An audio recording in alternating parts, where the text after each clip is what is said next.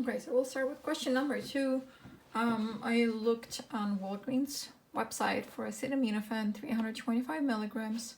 It costs $2.99 there. And according to Lippincott, the brand name for that is, as we know, Tylenol.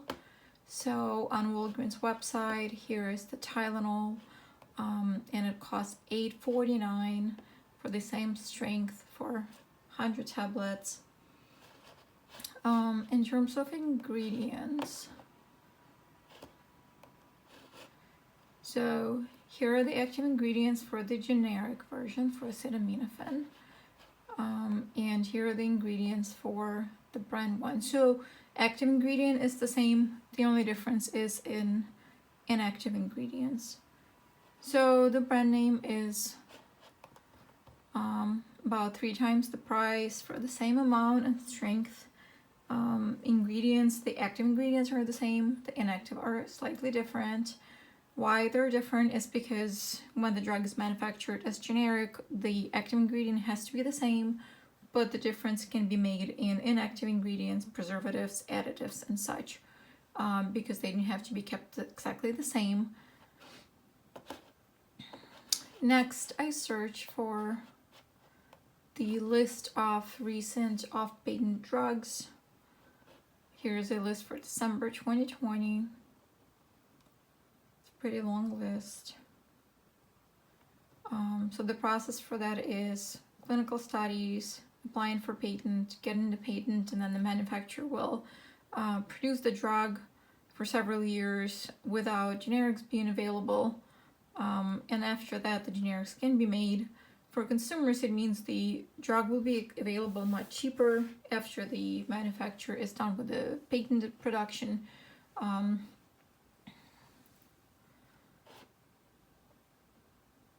it's going to be cheaper because the generic manufacturers do not have to induce the cost for the process of getting the patent and doing all the clinical studies and drug studies.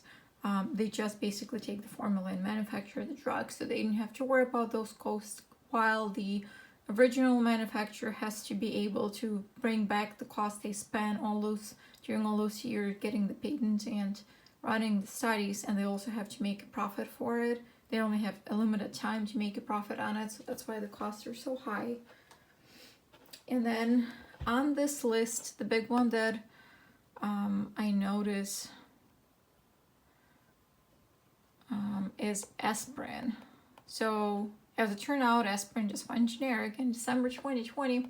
And if I look on Walgreens website, the Walgreens version of aspirin is 2 for $8, and that's 500 tablets. It's about $4.79 per 100 tablets in 325 milligram strength, while the Bayer regular aspirin is quite a bit more expensive, only 100 tablets, cost $7.99. So Bayer was the original manufacturer of aspirin. And this drug is used for fever and pain reduction. Then the next point is, we'll go to Stedman's for the definition of pharmacology. Here's the Stedman. Kick me out. Okay, so I just search for it. Pharmacology.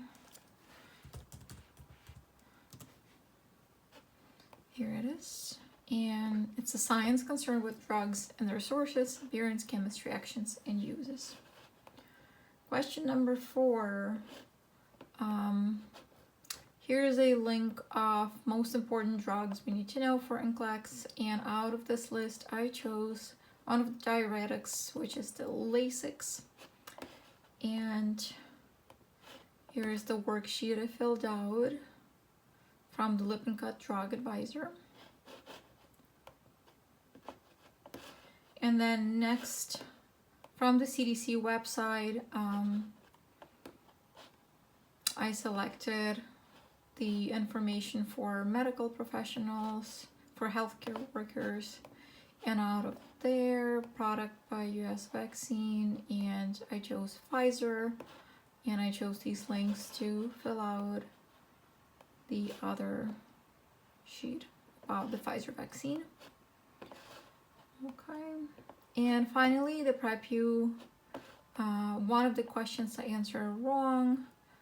So the referral is to page 24, and I'm looking for explanation of why a large percentage of oral dose is destroyed when it reaches the liver and never reaches the tissue, and it's called the first pass effect.